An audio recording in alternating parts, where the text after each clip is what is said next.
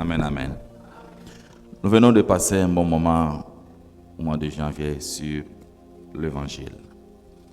Et aujourd'hui, nous allons passer à autre chose. Je vais parler sur la bénédiction, bien-aimée. Pour ceux qui écrivent la bénédiction. Mais avant cela, je vais ouvrir une petite parenthèse. Hier, quand on priait, il y a des choses que Dieu nous avait montrées.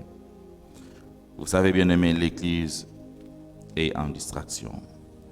Quand je parle de l'Église, je vois des hommes et des femmes qui sont distraits encore, qui ne comprennent pas pourquoi ils sont appelés chrétiens, pourquoi ils sont en train de prier. Le Seigneur nous montrait, bien-aimé, il y a des cercueils des hommes d'adultes, des cercueils des responsables. Donc, au moment où nous parlons, bien-aimé, il y a la mort qui est en train de circuler à succéder. Voilà pourquoi l'Église doit être éveillée. Et la deuxième chose qu'on avait vue, bien-aimé, on avait vu les chiffres 8. Et lorsqu'on a demandé à Dieu pourquoi ces chiffres 8, Dieu dit que beaucoup de gens, leur vie est en train de circuler surtout une seule place. Ça sera difficile que des hommes et des femmes puissent évoluer dans la vie. Leurs vies sont bloquées, freinées quelque part. Et ça demande une prière de délivrance. Amen, amen. Ça demande une prière de délivrance. Donc, bien-aimés, sortons dans la distraction. Évitons la distraction, bien-aimés. Satan est en train de chercher comment nuire, comment détruire, comment récupérer. Surtout les 3 premiers mois, vous-même regardez dans les réseaux sociaux combien de gens nous avons perdu au mois de janvier. Et ce n'est pas encore fini. Au mois de février, nous allons perdre beaucoup de gens au mois de février, jusqu'au mois de mars. Il y a des gens qui se confient à la prière que nous avons faite ici le 31 décembre. Oui, c'est bien de prier le 31 décembre. Nous avons parlé à Dieu. Nous avons prononcé des choses. Nous avons proclamé des choses que nous voulons vivre durant cette année 2023. Mais la Bible dit que veillez prier. Priez sans cesse. Veillez et prier. Donc quand on parle de veiller et prier, cela veut dire quoi? Nous devons veiller sur ce que nous avons demandé à Dieu avant l'accomplissement de ces choses, bien-aimés. Tu as prié, tu as demandé à Dieu, Seigneur, 2023, je veux que tu fasses quelque chose dans ma vie. 2023, je veux que tu m'amènes à une certaine dimension. Mais avant que ces choses puissent s'accomplir dans ta vie, tu dois veiller sur cela. Donc, évitons la distraction, bien-aimé. C'est très important. Un jour, on a arrêté Pierre et Jacques. On est parti avec eux dans la prison. Et quelques temps après, le roi a dit, aujourd'hui, vous allez tuer Jacques. On a tué Jacques, bien-aimé. Le jour suivant, on devait tuer Pierre. L'église s'est réveillée. Les disciples s'est réveillé. Ils ont commencé à prier. Ils sont allés voir la maman de Marthe. Maman, en tout cas, aide-nous avec une place où on peut intercéder. Si on a tué Jacques, c'est parce qu'on était distrait, bien-aimé. On a tué Jacques parce qu'on était dans la distraction. Mais pour Pierre, nous disons non. La Bible dit que les disciples ont commencé à intercéder. Ils ont commencé à prier. Seigneur, on a tué Jacques. Seigneur, on a tué Jacques. Mais pour Pierre, nous disons non. Nous ne voulons pas la mort de Pierre parce que maintenant nous sommes éveillés. Maintenant nous sommes en train d'intercéder pour Pierre. Seigneur, manifeste-toi. Seigneur, agis. Règne, Seigneur. Montre-nous ta grandeur. Nous ne voulons pas la mort de Pierre. Bien aimé, c'est vous dire que lorsque vous lisez la Bible, vous comprenez que quand Pierre était encore jeune, Jésus avait prophétisé sur lui. Pour dire que Pierre, quand tu seras vieux, c'est vrai que la prophétie, bien aimé, ne meurt jamais. Tout ce que Dieu t'a promis, ça va s'accomplir dans ta vie. Tu ne mourras jamais, bien-aimé. Parce qu'on avait eu le temps de prier, nous disons non à l'esprit des morts. Personne ne mourra dans cette église. Personne ne tombera dans l'accident, quoi que ce soit, bien-aimé. Nous allons traverser nous tous en 2024. Là, je vous rassure. Peu importe les combats familiales, peu importe les réclamations familiales, peu importe les liens familiales, personne ne mourra cette année dans cette église. Amen, amen. Mais à condition, vous devez veiller. Veiller et prier. La bénédiction, bien-aimée. Et mon sous-thème d'aujourd'hui est intitulé « Comment être une source de bénédiction ?» Nous parlons de la bénédiction, oui. Mais comment on peut devenir une source de bénédiction? Le Seigneur, avant de créer l'homme, il a d'abord créé la nature. Il a créé des animaux, il a créé toutes choses de richesse, afin que l'homme, lorsque l'homme va venir sur la terre, que l'homme soit erré. que l'homme prospère à tous égards, que l'homme soit béni. Voilà pourquoi Dieu a créé Adam, après avoir créé la nature, la richesse, et donne à Adam le pouvoir de nommer, le pouvoir de nommer les noms aux animaux, à toutes choses. Ouvrons nos Bibles dans Genèse 12d. Genèse chapitre 12, deuxième verset. Je lis au nom de Jésus. Je ferai de toi une grande nation et je te bénirai. Je rendrai ton nom grand et tu seras une source de bénédiction. Parole du Seigneur. Bien-aimés, lorsque vous lisez la Bible, vous allez comprendre cette chose. Abraham devait être une source de bénédiction pour toutes les nations. Et cette promesse a été transférée à la génération d'Abraham. Ça quittait d'Abraham à Isaac. Ça quittait d'Isaac à Jacob. Et ça traversait de Jacob à Juda et à David aussi, bien-aimé, jusqu'aux chrétiens que nous sommes aujourd'hui. Donc c'est pour dire que nous sommes appelés à être heureux. Nous sommes appelés à vivre le bonheur, la bénédiction de Dieu dans notre vie. Et Galates 3:29, Paul dit ceci. Et si vous êtes à Christ, vous êtes donc la postérité d'Abraham, héritier selon la promesse de Dieu. Puisque vous et moi, nous sommes descendants d'Abraham bien-aimé, cette promesse nous appartient aussi. Cette promesse nous appartient. Nous avons le pouvoir, nous sommes autorisés de vivre aussi cette promesse, de vivre cette bénédiction. Mais qu'est-ce qui fait maintenant qu'aujourd'hui, à l'église, nous enfants de Dieu, il y a ceux-là qui prospèrent, il y a ceux-là qui sont bénis, il y a aussi ceux-là qui ne sont pas bénis. Qu'est-ce qui se passe réellement? Nous tous, nous venons à l'église, nous tous, nous écoutons la parole de Dieu, nous offrons à Dieu, nous commettons des actes, nous servons le Seigneur, nous craignons le Seigneur. Mais pourquoi cette différence? Il y a des serviteurs qui avancent, qui prospèrent, d'autres n'avancent pas. Il y a des hommes et des femmes qui prospèrent, mais d'autres ne prospèrent pas. Qu'est-ce qu'il y a à la base, bien-aimé? Voilà pourquoi je vais énumérer 2 points le plus possible. Et mon thème de jeu sera parti en 2 points, bien-aimé. Obéir à Dieu, c'est ça le premier point. Obéir à sa parole pour être une source de bénédiction. Obéir à Dieu, obéir à sa parole pour être une source de bénédiction. Bien-aimé, c'est une recommandation biblique. Parce que lorsque vous lisez Deutéronome 28, 1 à 2 dit ceci, la Bible déclare, si tu obéis à la voix de l'Éternel ton Dieu, en observant et en mettant en pratique tous ces commandements que je te prescris aujourd'hui, l'Éternel ton Dieu te donnera la supériorité sur toutes les nations et la terre. Voici toutes les bénédictions qui se répandront sur toi et qui seront ton partage lorsque tu obéiras à la voix de l'Éternel ton Dieu. Bien-aimé, les bénédictions divines s'obtiennent par l'obéissance à la parole de Dieu. Tu veux vivre la bénédiction, tu veux être une source de bénédiction, tu dois obéir. Lorsque vous lisez la Bible, vous remarquez Abraham, tel qu'il est là, le Seigneur lui dit, Abraham, quitte la maison de tes parents, quitte ton patrie, va, je ferai ton nom grand. Je te bénirai là où tu iras, bien-aimé. La Bible dit qu'Abraham a obéi. J'ai toujours dit que vous et moi, parfois on était en Afrique, on a eu les visas, nous partons aux États-Unis. Je sais que non, j'ai eu mon visa, je pars en Europe, je pars en Asie, en Afrique du Sud.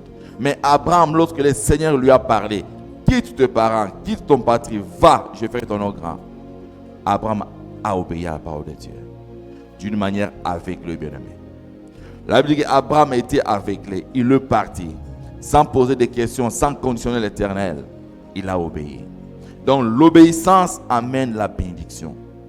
Et si Abraham n'allait pas obéir à Dieu, qu'est-ce qu'Abraham allait devenir?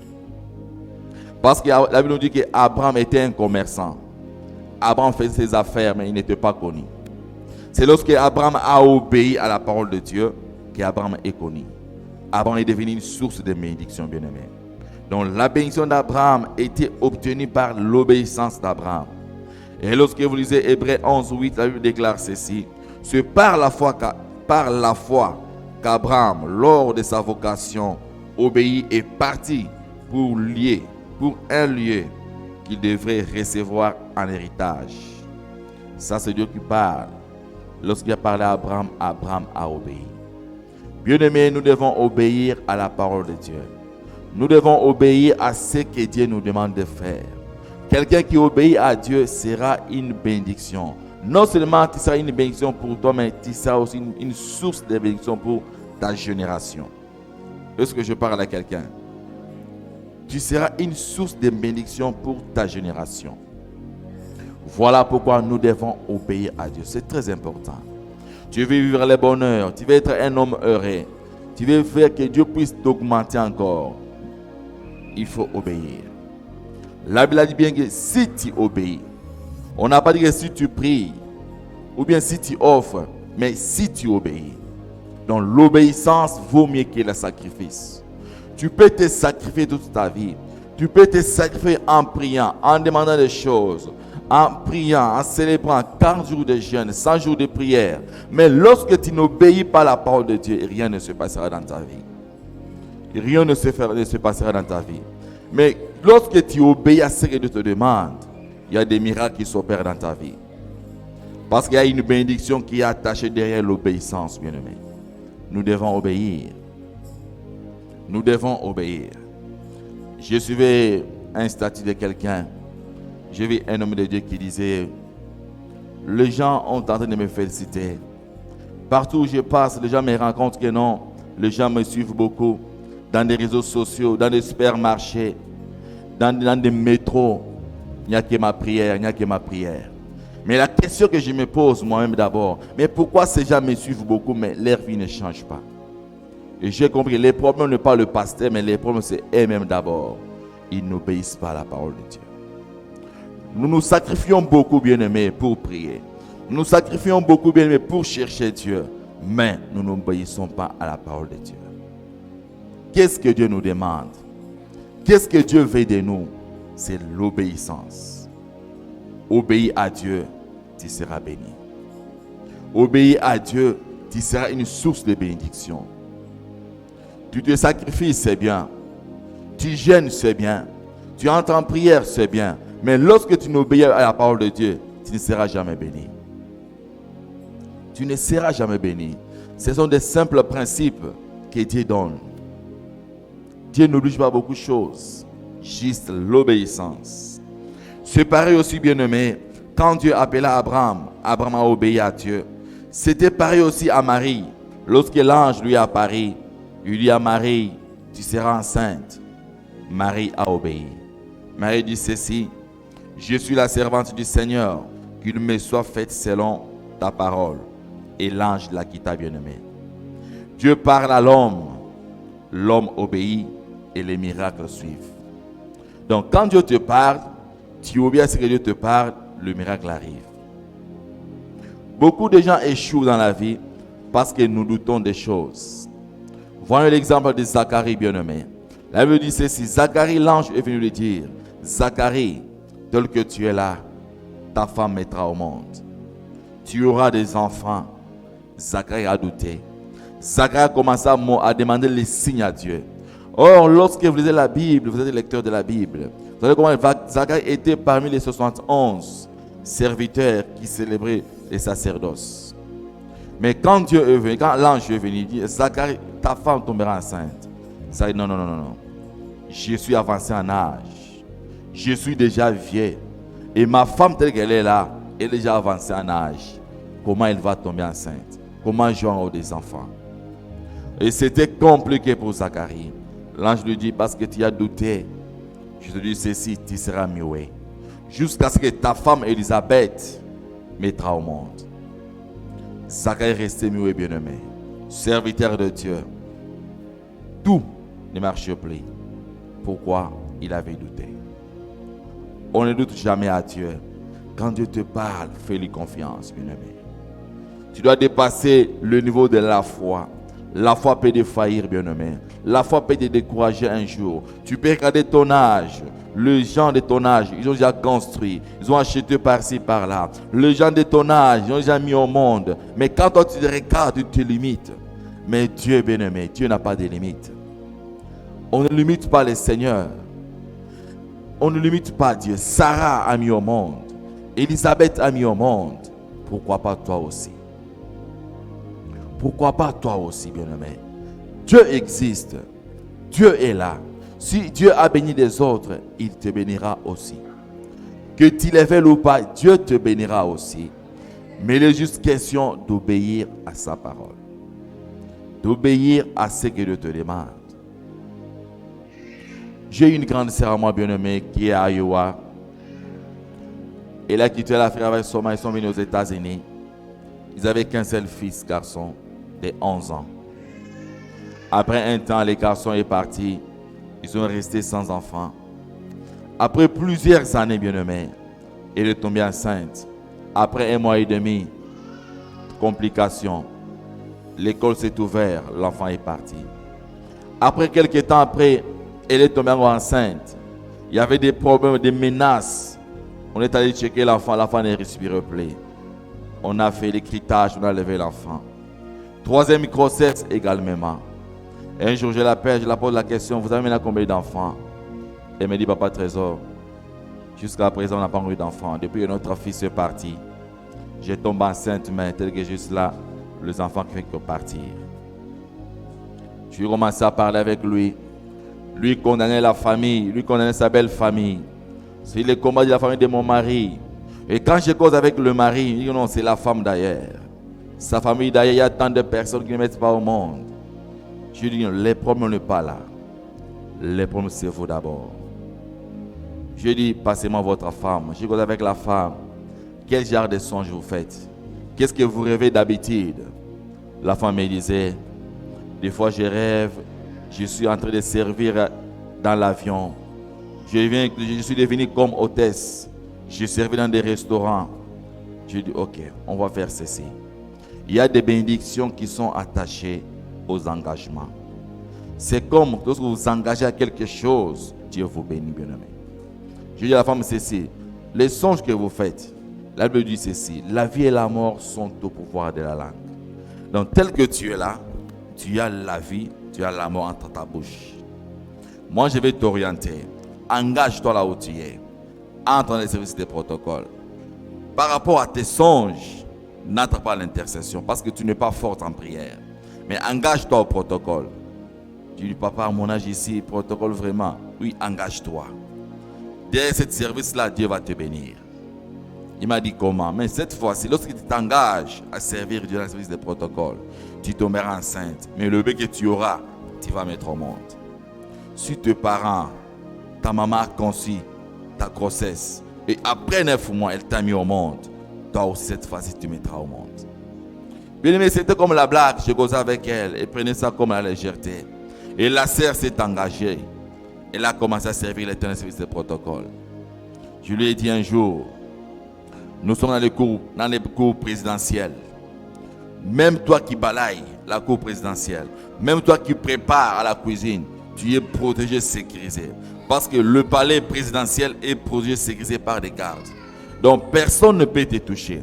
Mais comme toi tu t'es engagé à servir Dieu au service des protocoles, le Seigneur va te protéger. Bien aimé, quelques temps plus tard, la sœur est tombée enceinte.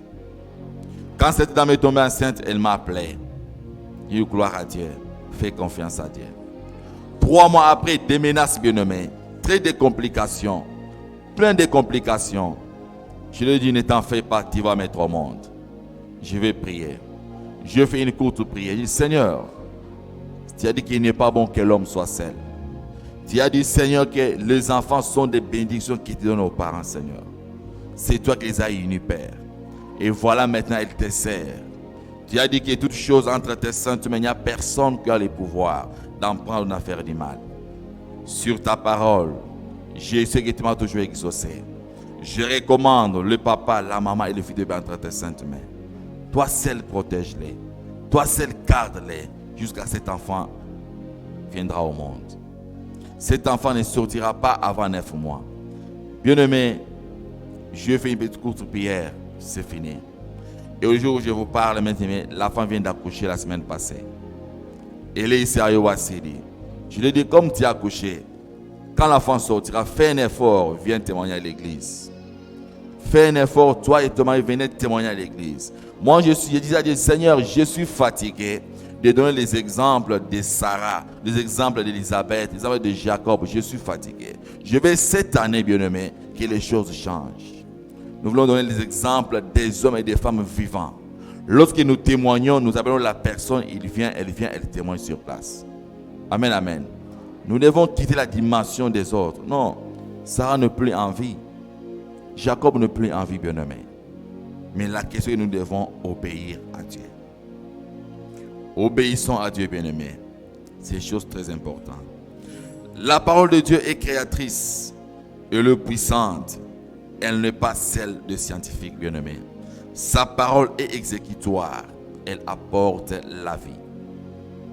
La parole de Dieu apporte la vie, bien-aimé. Il y a l'exemple de Jésus-Christ. Lui qui était Seigneur, il était capable de stopper les gens qui étaient venus pour tuer sa vie. Il était capable d'échapper à la mort.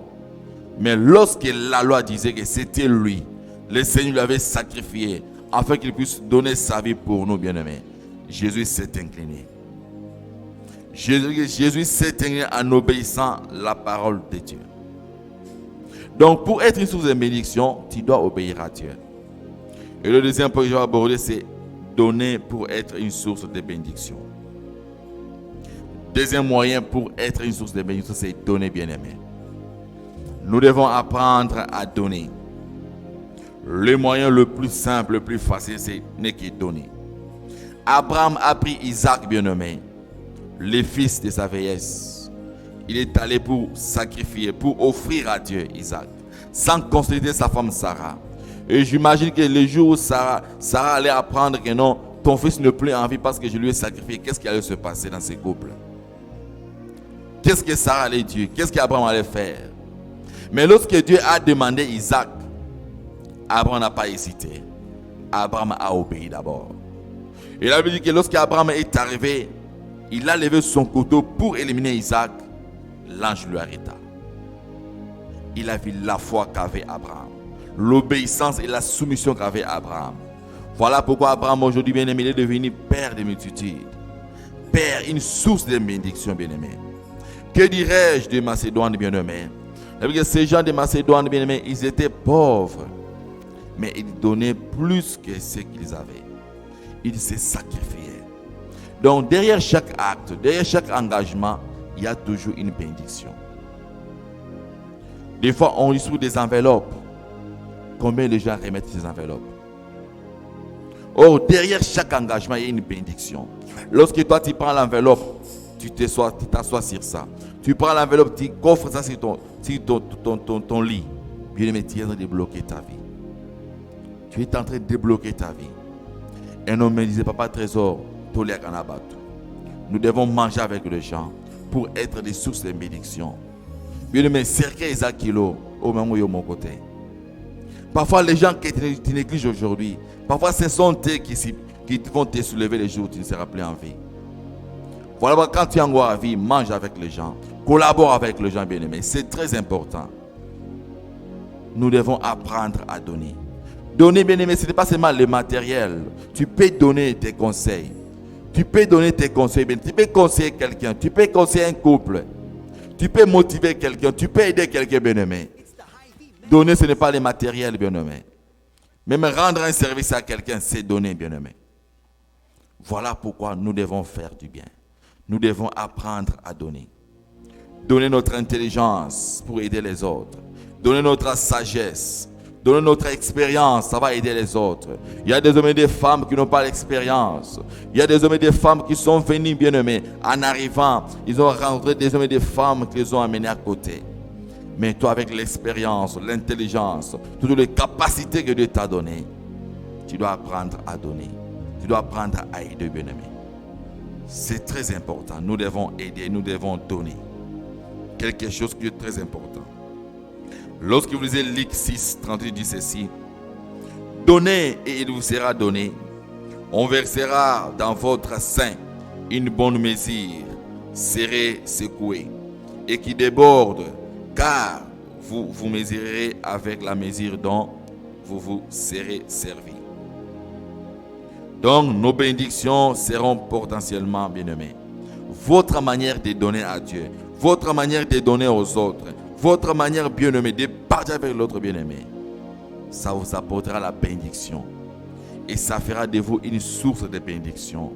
Si vous donnez beaucoup, en retour, vous recevez aussi beaucoup. Et si vous donnez moins, vous recevez aussi moins. Si vous donnez absolument rien, bien-aimé, vous ne recevez aussi absolument rien. Ça, ce sont le principe de la Bible. L'ami qui donne est celui qui reçoit. Lorsque toi, tu ne donnes pas, tu ne recevras absolument rien. Donc, c'est le principe de la Bible. C'est la loi, bien-aimé, la loi de la sémence. Parce que Proverbe 11, 24 dit ceci. Tel qu'il donne librement devient plus riche. Donc, lorsque tu donnes avec liberté, tu deviens plus riche. Mais lorsque tu engages ce que tu as, bien, ça va te créer des problèmes. Je connais des gens à qui Dieu a dit, amenez vos dîmes dans la maison de l'Éternel. Donc, amenez vos dîmes dans la maison de l'Éternel. Et envoie les dîmes. Bien-aimés, faites attention, bien-aimés. Nous devons faire très attention aux hommes, aux femmes qui sont en train de mentir le Seigneur pour vous faire plaisir.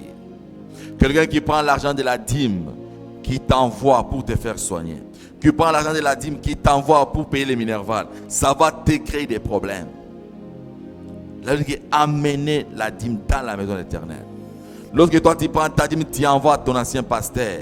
Là, tu as donné l'argent de crédit, ce n'est pas la dîme. Voilà pourquoi aujourd'hui les gens souffrent. Ils ont des problèmes. Et Dieu sait toujours comment il va récupérer cela. On n'échappe jamais à la volonté, on n'échappe jamais à Dieu. Dieu te connaît. Il est plus intelligent que toi. Tu peux mentir, tu peux faire tout. Le Seigneur sait comment il va récupérer. Toi, tu envoies, mais Dieu, de l'autre côté, il crée la maladie. Il crée des circonstances compliquées qui vont bouffer l'argent davantage. Mais lorsque tu obéis, tu enlèves ta dîme, tu emmènes dans la maison de l'Éternel, Dieu te bénit. Il y a déjà bien aimé que Dieu te recommande seulement d'obéir. Lorsque tu viens à l'église, il y a des protocoles. Parfois, les Saint-Esprit, il y a des protocoles. Lorsque la sœur là viendra, lorsque le frère là viendra, mets-la à telle place. Mais lorsque tu viens, on te place quelque part, tu refuses. Tu échappes à ta bénédiction. Beaucoup viennent à l'église, ils rentrent tels qu'ils sont venus. Pourquoi? Parce que tu n'obéis pas à Dieu. Tu n'obéis pas à Dieu, bien-aimé. Lorsque tu viens, on te donne la place. C'est le Saint-Esprit qui a utilisé ces protocoles pour te placer quelque part. Je connais un homme qui témoignait. Moi, j'ai été béni. Le jour où je suis venu à l'église, les protocoles m'ont placé quelque part, là où je ne restais jamais. Lorsque je me suis assis, j'étais malade. En sortant, j'étais totalement guéri. Le passé ne m'a pas touché. Les intérêts ne m'ont pas touché. Mais lorsque je me suis assis, j'étais concentré et j'ai eu la guérison. Pourquoi? L'obéissance, bien-aimé. L'obéissance. Donc, ce sont des petites choses que nous négligeons qui retardent beaucoup de choses dans nos vies.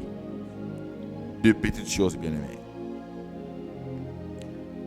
Pour finir, troisième point, continuez de faire le bien pour être une source de bénédiction.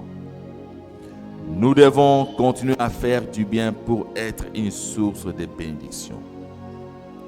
Tu veux que Dieu te bénisse, tu veux qu'il soit une source de bénédiction, bien-aimé, fais toujours du bien. Même si les gens nous font du mal, nous devons toujours faire le bien. Lorsque vous lisez Galates 6:9, Paul dit ceci: ne nous lassons pas de faire le bien, car nous mentionnerons au temps convenable si nous ne relâchons pas. Bien-aimé, Abraham s'était séparé avec Lot à cause de leur bergerie, à cause de la richesse. Mais la Bible dit que lorsque le Seigneur a pris la décision de punir, de tuer Sodome et Gomorrhe, Abraham a intercédé pour Lot. Abraham n'a pas tenu compte de leur séparation. Abraham n'a pas tenu compte de leur rancune avec Lot. Mais Abraham a intercédé. Lorsqu'Abraham a pris, non, le Seigneur veut tuer Sodome et Gomorrhe, Abraham a commencé à intercéder. Seigneur, sauve Lot. Et il a dit que Lot était sauvé par rapport à la prière d'Abraham. Lot n'était pas parti. Que dirais-je de Joseph, bien-aimé? Joseph, ses frères l'ont vendu. Ses frères l'ont trahi, bien-aimé. Mais lorsque Joseph est parti, Dieu a béni Joseph. Joseph est béni une source de bénédiction pour ses frères. Joseph n'a pas révengé à ses frères. Joseph n'a pas dit non, vous m'avez vendu, vous m'avez trahi. J'étais en prison à cause de vous. J'ai rencontré des difficultés à cause. Non, Joseph a rendu le bien. Il a fait du bien. Continuons à faire du bien, bien-aimés. Nous sommes de la génération de ceux-là qui vont faire du bien pour notre propre bénédiction. David aussi, bien-aimé, quelqu'un de très important. David, il était ami à Jonathan. Et lorsque Jonathan a eu les pouvoirs, et David a eu les pouvoirs, Jonathan n'était plus en vie. Mais il y avait les enfants de Jonathan. David s'est souvenu de l'alliance qu'il avait fait avec Jonathan.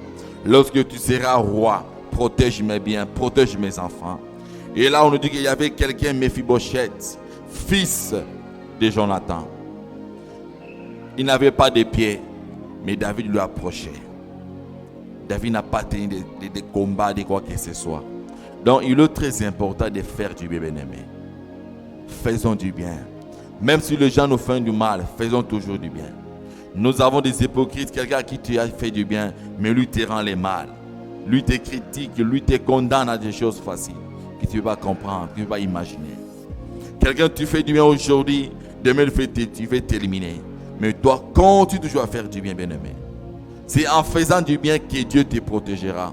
En faisant du bien que Dieu te gardera, que Dieu t'amènera encore la supériorité au-delà de ce que tu as. Lorsque tu fais du bien. Donc, nous devons apprendre à faire toujours du bien. Le bien, c'est notre partage, bien-aimé. Dieu protège ceux-là qui font toujours des biens. En tant que chrétiens bien-aimés, nous sommes toujours appelés à faire du bien. 3 Jean 11 dit ceci. Bien-aimés, n'imitez pas le mal, mais le bien. Celui qui fait le bien est de Dieu. Celui qui fait le mal n'a point vu Dieu. Donc, il est important d'être source de bénédiction lorsque nous faisons du bien.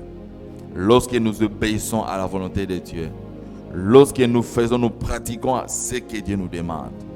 C'est en faisant ces choses que nous serons une source de bénédiction. Fais du bien, bien-aimé. Que les gens te maltraitent, toi fais du bien. Que les gens t'apprécient, fais du bien. Que les gens te condamnent, fais du bien. Que les gens t'encouragent, fais toujours du bien. Que personne ne t'encourage, toi fais toujours du bien. C'est en faisant ces biens-là que Dieu va te bénir, bien-aimé. Nous devons faire du bien. Soyons bons. Soyons toujours bons et restons toujours bons, bien-aimés.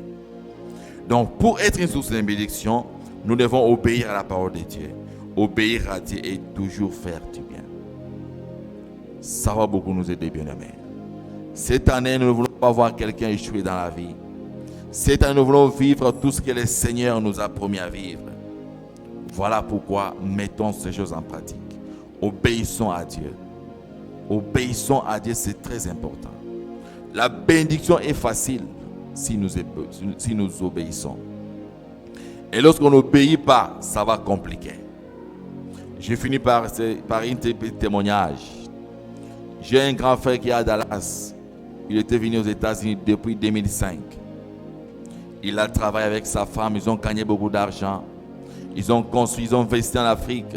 Ils ont acheté un terrain. Ils ont construit l'immeuble. Mais qu'est-ce qui se passait? L'immeuble, lui, il avait acheté, bien aimé. Il ne versait pas sa dîme. Il ne venait plus à l'église. Lorsque sa femme est venue, lorsque son enfant est venu, les papas me disaient, ah, mes familles essayent. Il faut tout bosser pour tout préparer à venir. À Katiro, dans l'église. Là, c'est à Dallas. Qu'est-ce que Dieu a fait, bien-aimé? À ma grande surprise, la semaine passée, on m'a envoyé une petite vidéo. On est en train de détruire la maison. L'État dit que non, cet endroit ici, on ne peut pas construire. C'est le terrain de l'État. Les papas commencent à pleurer. Une maison de 4 niveaux, plein d'appartements. Tu vas aller chez qui? C'est l'État qui a décidé. Au fond de moi, je me suis dit, est-ce que bon, c'est Dieu qui a donné, c'est Dieu qui a repris. J'ai dit, papa, courage. Et après, je dis, est-ce que tu obéissais à Dieu? Lorsque tu es venu aux États-Unis, tu as eu la voiture, tu commences à changer de veste, ta femme est venue, tu commences à faire des ambiances, tu as oublié Dieu. Le Seigneur sait comment il va récupérer. Tu ne peux pas t'échapper à Dieu. Et au moment où je parle, papa remet l'attention, donc pourquoi? Remonte l'attention. Parce qu'il me blague. et qu'il avait investi en ça, mais il avait ignoré le Dieu qui lui a amené aux États-Unis. Il a négligé la prière. Il est resté à la maison. Voilà pourquoi, bien-aimés, nous devons beaucoup prier. Nous devons prier. On est en train de se préparer pour prier, faire une prière de délivrance. Ça peut nous prendre 2 mois, la délivrance. Beaucoup de papas bien-aimés sont aveugles. Ça, c'est ce que Dieu nous avait montré. Beaucoup sont aveugles. Il y a des papas bien-aimés au bazar sous pouvoir, bazar sous contrôle. Il y a Mati Songolo Pakala. Aveugles, il y a domination. Ils ne peuvent plus s'en sortir. Voilà pourquoi c'est le moment d'intercéder. C'est le moment de prier, bien-aimés. Regardez partout dans nos églises. Combien de papas viennent à l'église? Combien de papas prient? Et quand on a demandé à Dieu, beaucoup de papas sont avec les. Domina bango biloko. Tila bango biloko domina bango affaiblir bango. Et là on pose ça éveillation en la prière. Donc on est en train de se préparer pour prier pour ces choses. On aura une campagne de délivrance qui va nous prendre peut-être 2 mois. Nous devons sauver ceci. Nous devons sauver nos papas. Nous devons sauver nos frères bien-aimés. Nous devons les sauver. C'est notre travail. Nous sommes là pour éveiller l'église, bien-aimés. Donc n'entrez pas dans la distraction. Ce n'est pas bien-aimé. Il y a une puissance qui domine sur elle. Nous devons prendre conscience. Voilà pourquoi, bien-aimé, juste le premier jour où nous parlons de la bénédiction, je pourrais m'arrêter par là. Et le dimanche prochain, nous allons continuer. Et seulement la tête, nous allons prier. Et nous allons prier. Tu vas dire à Dieu, Seigneur, donne-moi la capacité d'obéir à ta parole. Donne-moi la capacité d'obéir, de faire ce que tu m'as dit de faire. Donne-moi la capacité, Seigneur, de mettre en pratique tout ce que tu me révèles. Parfois, Dieu t'a parlé quelque chose par songe. Parfois, Dieu t'a parlé quelque chose à travers la bouche de notre personne. Mais tu as négligé cela. Oh, ta bénédiction est cachée derrière cette chose.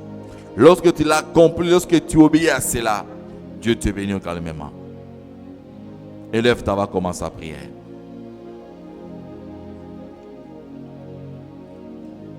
Élève ta voix, commence à prier. Dis à Dieu, Seigneur, donne-moi la